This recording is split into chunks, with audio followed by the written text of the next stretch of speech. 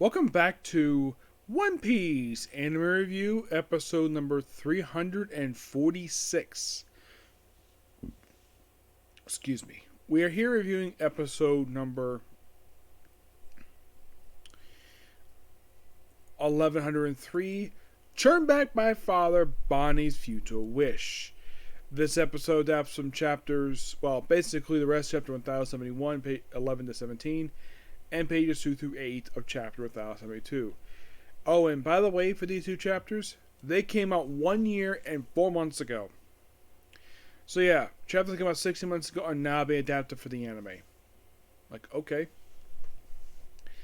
Oh, in case you're curious though,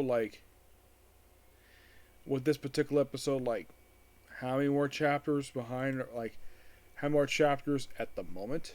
Let's see. So, there is exactly 42 left. Yep, 42. So, we have a bunch of things going on here.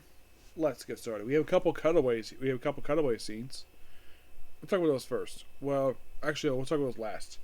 So first, we see Luffy, Jinbei, and Chopper looking through Vegapunk's lab, looking for Bonney. They run the rest of the strats, minus Brook and Zoro, which are on the ship. I'll get to them next.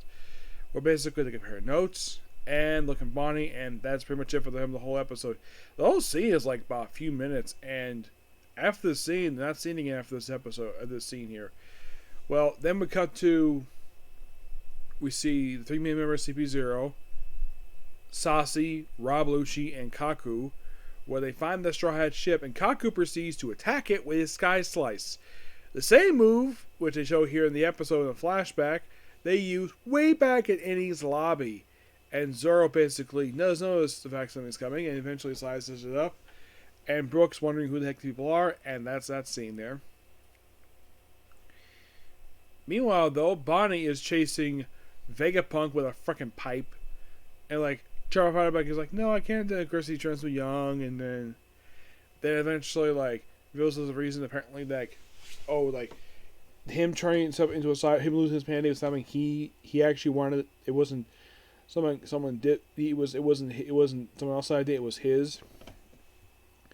And then Bonney, while chasing, even briefly turning a 12-year-old to teak off, Vegapunk, he finds a room with basically the same paw print that Kuma uses, and she uses her oil basically ability that she breaks the lock and sees a giant paw made of energy. Meanwhile, their father is climbing the red line, being shut out by the Navy.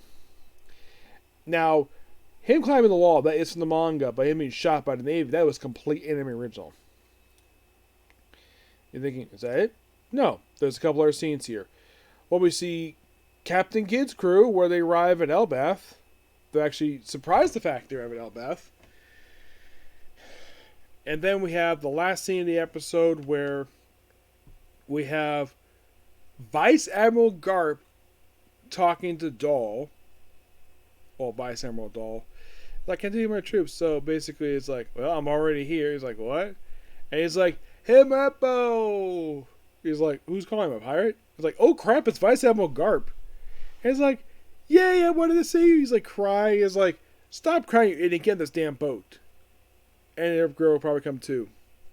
And that's the episode. Great episode. I loved it. And I got it for next week, which next week also is a return of the manga. And the manga took we got this week.